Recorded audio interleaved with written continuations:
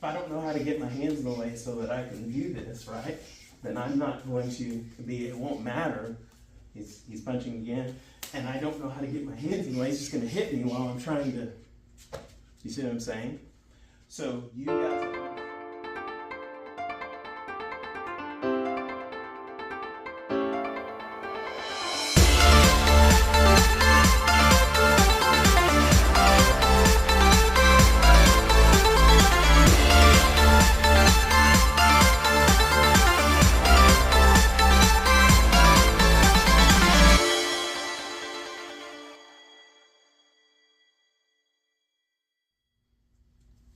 Hey guys, this is Mr. Markland with Unlimited Possibilities Martial Arts. We're going to do a real quick video on trapping. So I'm just going to go over some kind of basic, but I might go into a little bit deeper trapping. So we'll see how I feel. So what I'm going to do is I'm going to have Mr. Jason come on in here, and we're going to work some things. So typically in where we typically steal our trapping ideas from is, there's a lot of different arts that do trapping. A type of trapping is what I want to say, but we mostly take ours from Wing Chun and from JKD, which JKD kind of takes theirs from Wing Chun too, right? So there's a couple of different ways you can go about doing trapping, and I think we've done it a little bit on some of the older videos. We're going to take a little bit of a turn on this one, but if we're standing here like so, okay, so we can start off with, like, I think we've gone over this on a video before, I believe. So long range trapping, which is more of a Bruce Lee, Jeet Kune Do, JKD thing. Okay, so he liked to do things from long range and use kind of the same ideas that Wing Chun would use, just in a longer range, right? So if we're here, we're gonna slap the hand down and back fist or strike with the front hand, and this could be a slap, strike like this, or slap. Okay, we've gone over that. There's hundreds of videos over those kind of things, and then we can go in closer and we can do it more like Wing Chun, which would be, we start from a reference position, remove the obstruction, and we punch straight. We try not to move this hand, right? So if I'm facing more this way, so what I'm doing right here is I'm just removing the obstruction and sliding right in. You can also kind of think of it like I'm pushing with my own hand to punch. You can think of it that way, which that's more of a C-Lot idea, actually, slapping the hand to move it. But we're gonna remove this obstruction and give us, so I'm almost pushing this punch in, but instead of doing that, I'm moving this just a little bit. And so both are happening at the same time, if that makes sense. Now, this in JKD or Jeet Kune Do, they consider that trapping. I personally don't consider that trapping. When I'm teaching my tan belts and those guys that do trapping, which that's where we start trapping in our curriculum, or if I'm teaching him, which I just teach him Wing Chun, the Pak Sao trap is never this here, because I don't consider this necessarily a trap. Because the reason why I don't is because he can still continue to move after that. That's why I personally don't consider it a complete trap. Now you can call this a trap, that's fine, because you're holding the hand. So as long as you're holding the hand real good, you can consider this a trap. But for me, I consider turning the body here is more of a trap, because it really is harder for him to respond. I can come like this and he can respond to that, like, go ahead and block me. So I can come like that, and now we're just going back and forth. To me, you can slide your hand out and create space or get your hands in the way. I don't consider that trapping. That's just me. But if I come here, now it's going to be harder for him to utilize his hand, because I've got him in a position where he's off balance, where he's not able to actually put his hands in the way, right? So that's the first thing. So when we talk about trapping, so this is just basic. I'm kind of going over some of the stuff we went over before in the previous video. But now the next level that we're going to kind of go up on is we're going to talk about the internal aspect. And a lot of people don't realize that Wing Chun has an internal side to it. As a matter of fact, there's a lot of Chinese martial arts that have an internal side to them. And so what do I mean by internal, right? Okay, so there's external idea of martial arts and there's internal idea of martial arts. External idea of martial arts is like, for instance, in karate, when they do kime, the very hard power punch, right? When they're talking about that, that is an external idea. There's also internal striking that you can do. There's a strike that goes through the body, right? That would be what they would consider, and they don't call it internal, but they call it striking properly, I think. I can't remember the Japanese term for it. But anyway, the kime is more of an external strike. Okay, so it's a power strike, but you're using more external energy, more external muscle strength, speed. You're hitting with the outside power. Internal power is more like it's almost like your understanding. Your body, it's hard to explain. Your body has to go into the person's body and feel. Let me just use the word feel. It's like you're feeling, right? Okay. So if I'm here, if I was to do an external technique, or maybe just Pak Sao externally, okay? So that would be me removing the obstruction with some good power, creating this space right here. So I'm gonna do it this way so you guys can see. So I'm actually come right here. So I'm removing this here with some power, creating this space, this opening, and coming in with this power punch. So internal would be a little bit different. Internal would be me feeling where his arm is and pushing into his center, and then being able to throw the punch from there, okay? And I can even internal push, see? He's off balance, so it makes it easier for me to be able to throw that punch. So that's just an example, but really internal comes, they actually start training internal in Chi Sao. Chi Sao is the step one of internal in Wing Chun. A lot of people don't even realize that Wing Chun has internal, like I kind of said before. So when you start doing Chi Sao, people that see Chi Sao, they normally don't know what you're doing. They're like, okay, you're just holding your hands. But the intention is really important. So when you do Chi Sao, you're not just making your hands go like this. You're actually giving a forward intention. What that does is that presses on this other person, and they give you forward intention. And what that does is give you what we call external stickiness.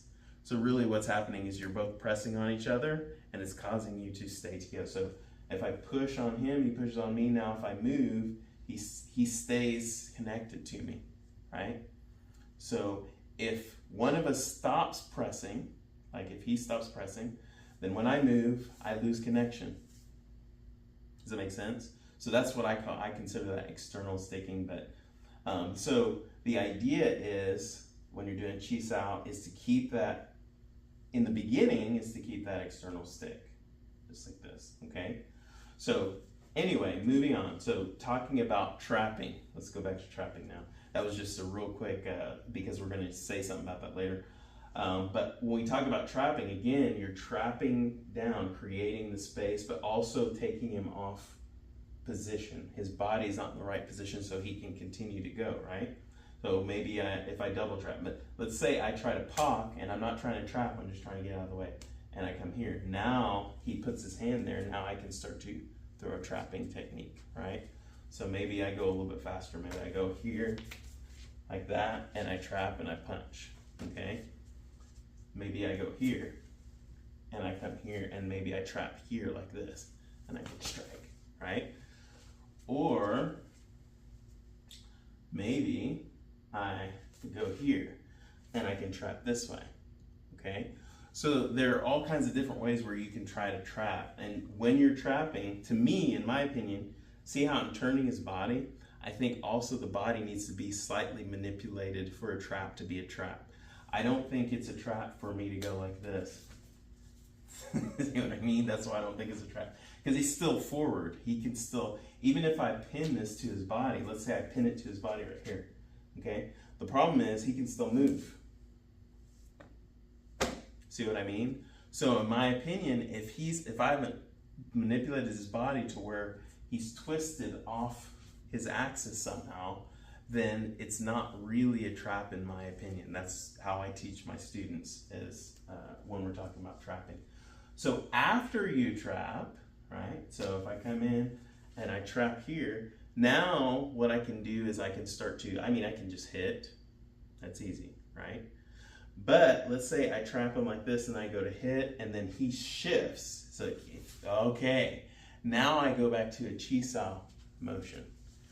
You see what I'm doing? So I start to use my forward intent now, okay? And that will allow me to stick to him for a second so I can try to get another trap, right? And he's doing it now too. Okay, does that make sense? So this is why I'm saying the Chi-Sao is for, it's a type of wrestling. It's like wrestling without grabbing. I was just teaching him this. So if I'm here like this with him, you do Chi-Sao, and there's different ways to do Chi-Sao. This is how people start like this, just to get the idea, okay? But you can also just circle the hand. So I'm doing with my hand motions, right? Oops, sorry. So we're just moving our hands. I'm coming here. Yep, this is a type of sticky hands. We're sticking. Yes, very good. Okay. We're not even trying to, we're just trying to stick to each other. We're really not trying to take, then you can actually do this and try to move the person off balance. That way you can follow up with whatever. Okay, he can do the same thing to me. I'm moving, he can move me off balance, right? And throw me as long as I tighten up. The key to this is you've got to, see, I can stay. So the hard part about this is if I stay soft, he's not gonna be able to throw me. And that's weird, that's backwards thinking to most people. They think, I need to get strong like this. So the problem with that is you can be thrown when you're strong like that because you're stiff as a board. Okay, if I hold the board up like this and I just tap the board and it has no stand, what's it gonna do? It's just gonna fall over, right? If I hold it up, somehow I balance it just a little bit, somehow I balance just a straight board, very heavy, thick board, and I just go like this, it's gonna fall over. But in the same case, if I take I don't know how I would stand up a thing of gelatin, or maybe a water bed, I guess. I don't know. That's probably the only thing I can think of. But if I push on that, it's gonna do this instead of falling over. Now it probably would fall over, but the idea is that it's not gonna stand there stiff to get all the energy being pushed over the whole entire board because it's stiff.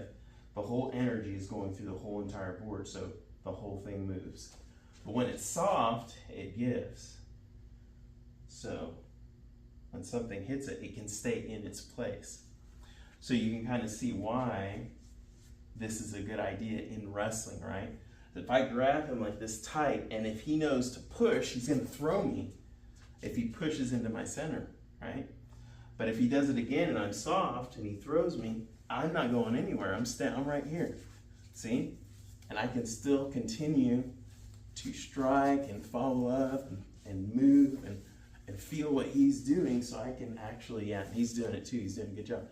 And maybe I want to go into like a lock or something while I'm striking or whatever. But you can flow into those things very easily if you understand how to kind of flow with the motion and not be stiff and not use your muscle and be like, ugh. When you do that, like I said, you get stiff as a board. So it's much easier to throw you. It's just like that drill. Everybody's done it before, right? Where if someone they're standing like this and they tighten all their muscles up and the person picks them up, they can just whoop, pick them up, right? But if they go whoop, like a blob and they try to pick them up, it's really hard to pick up a blob like that, someone that's completely relaxed. It's the exact same thing. Or here, and I'm relaxed, it's much harder for him to move me when I'm relaxed like this. And it's harder if he stays relaxed, right? You stay relaxed. It's gonna be harder for me to move him when he's relaxed like that. Does that make sense? So in this state, you've got to be able to maintain this state with a barrage of power coming at you. That's where the skill comes from, when you can actually do that. This is what I call having courage. This is part of the courage part of martial arts. You've got to be able to learn how to, because you got to do that at first. Once you get it down, once you understand that this is what will work better, then you don't need courage anymore because you know it's going to work better. But you also have to have the training that your hands will get in the way got good blocking power. Otherwise, if you don't know how to block and properly feel, you know, if someone's punching at you and you don't know how to get your hands in the way, go ahead, just keep punching. So if I don't know how to get change areas, yeah. If I don't know how to get my hands in the way so that I can do this, right, then I'm not going to be, it won't matter. It won't matter that I see. It doesn't matter. So if he's punching again, and I don't know how to get my hands in the way, he's just going to hit me while I'm trying to, you see what I'm saying? So you got to understand how to, I say block, but it's really, you've got to have the sensitivity to be able to find the person's limbs or what's coming at you and be able to intercept, as Bruce Lee would say. He would use the word intercept. So as they come, then as he's punching, now you can use that, right? You can start to trap, you can start to move, you can start to hold, you can give him energy forward. Then obviously you can start to trap, right? So then he's punching again, and now I can start to trap.